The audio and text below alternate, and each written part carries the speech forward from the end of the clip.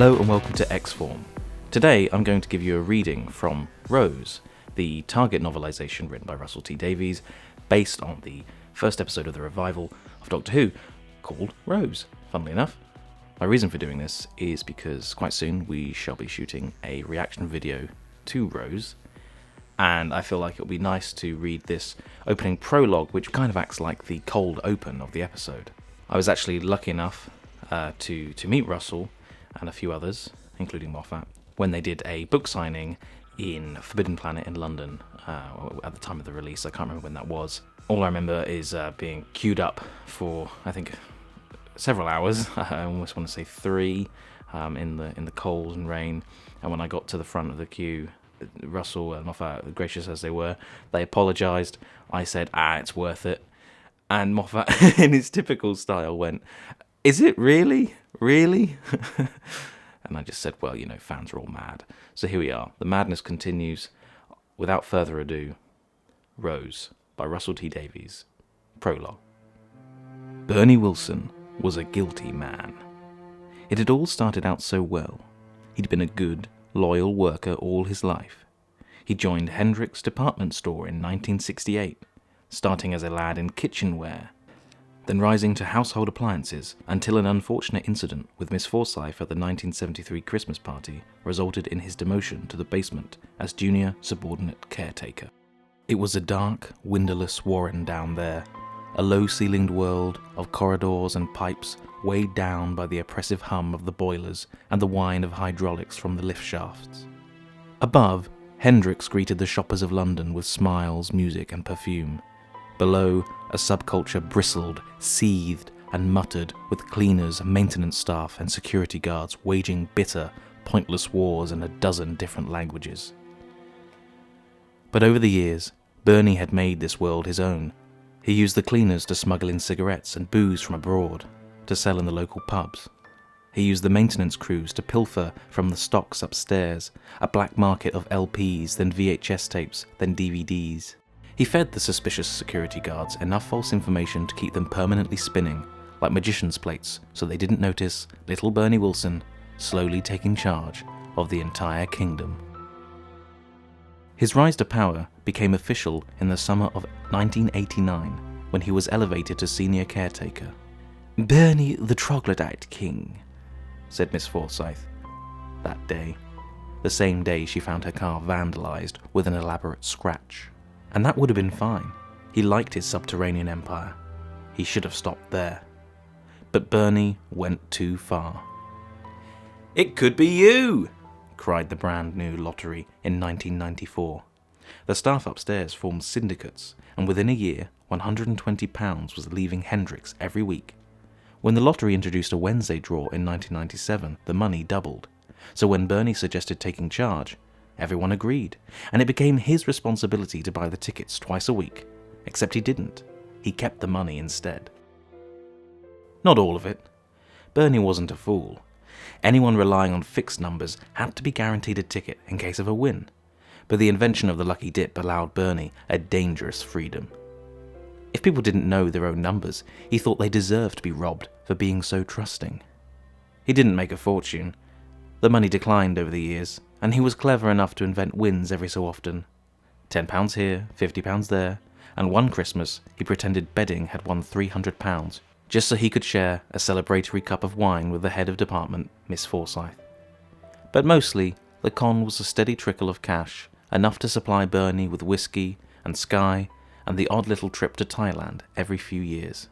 But he'd grown careless. Last month, February 2005, he'd spotted a silver Mazda 323 hatchback on sale, so he started hoarding the cash a little more fervently. And this week, Bernie had secured the sale, so what the hell, he'd kept all the money and paid the deposit. And then, Lydia Belmont won. Lydia. Daft, dyed blonde Lydia Belmont, a cook in Henrik's third-floor Green Glade Cafe. She was in charge of the catering syndicate and had used the same numbers for years, a combination of her house number and various birthdays, including Chris Rea, the 4th of March. She'd won on the Wednesday draw, but no one had noticed. Everyone assumed Bernie would have told them if there was good news. But bad luck is ingenious. That Friday was Chris Rere's birthday, so Lydia's thoughts had naturally turned to her lottery numbers, and she dug yesterday's paper out of the bin to check the results. Uproar in the green glade. Tears, hugs, envy. An impromptu little party was held in the food preparation area, to which Bernie was summoned. He was told that Lydia Belmont had won the rollover jackpot of 16.2 million. "Amazing," said Bernie. "Blimey. Wonderful." And then, "Goodness me." He added that he hadn't got round to checking the ticket because there'd been that leak in the basement of oil, which was tricky, obviously, but never mind. Her ticket was safe and sound, locked away in his office, don't you worry. "Let's go get it," cried Lydia. But Bernie said, no, it was actually inside the safe, and that was the best place for it, because if she had it in her hand now, she'd wave it about and rip it and get it wet and lose it, and anyway, he added, with a sudden burst of inspiration, the safe was on a timer and wouldn't open till 8 o'clock tomorrow morning, so that left her free tonight to get drunk and be merry, and then on Saturday at 8:01 a.m. precisely, he could hand over the ticket, perhaps in a little ceremony of sorts, and then Lydia's new life could begin. How did that sound?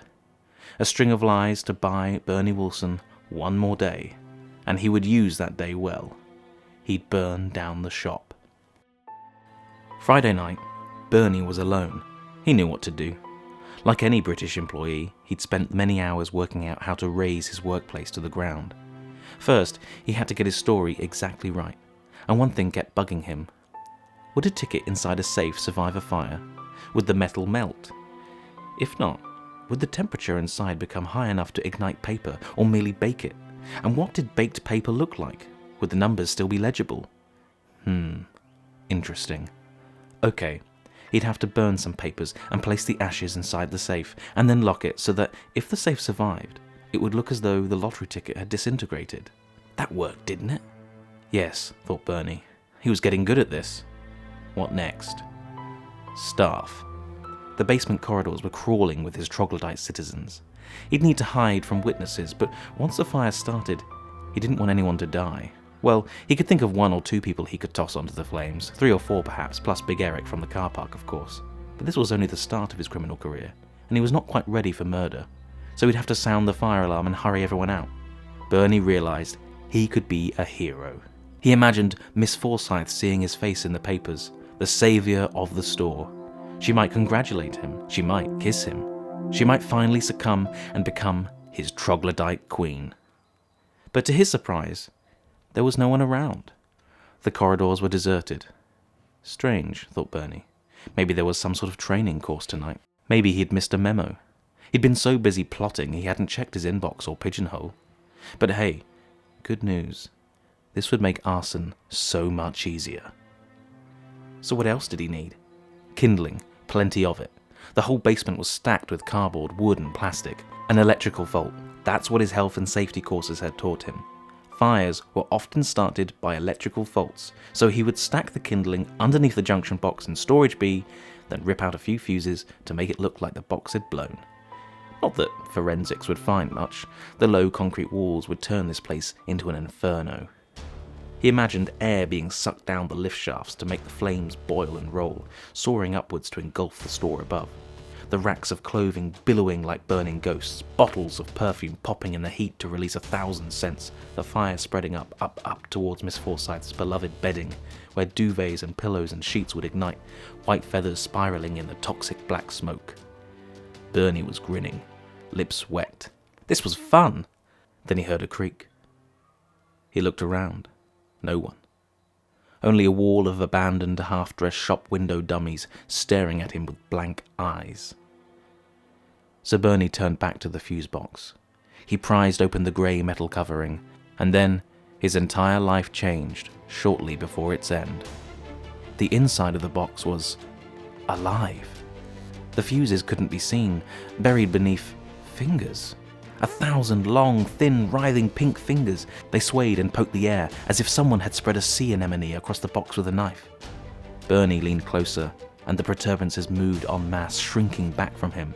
He realized they were growing somehow, visibly thickening as they began to spill over the edge of the metal. Bernie reached out to poke the center of the mass, and then he knew something was very wrong. because he had never felt anything like it before. The squirming mass felt hot and cold, dry and wet, smooth and spiky, fleshy, and yet sort of plastic. It felt like nothing from this world. He pulled his hand back in shock, and his mind was thundering now, taking in many things at once. The feel of the thing on his fingers, the slurp of the tendrils as they surged out of their nest, that he'd never sent that letter to Erica Forsyth, the one in his bedroom drawer, written and hidden 20 long years ago, and that someone was now standing behind him, far too close. He turned around to see some bloke dressed as a shop window dummy, with a plastic mask over his face, wearing 501s and a bright yellow t-shirt. He was raising his hand up above Bernie, his palm flexed wide open as though preparing for a karate chop. Nothing in that moment made sense. The fuse box, the fingers, the dummy, and yet, in the last seconds of his life, Bernie Wilson gained a sort of wisdom as he realized something that very few people ever know. He saw that our stories are only part of bigger stories, and that the stories around us are so vast, we will never know our place in them, or how they end. Then, the arm swung down. And cue opening titles. So yeah, that would lead us into Rose.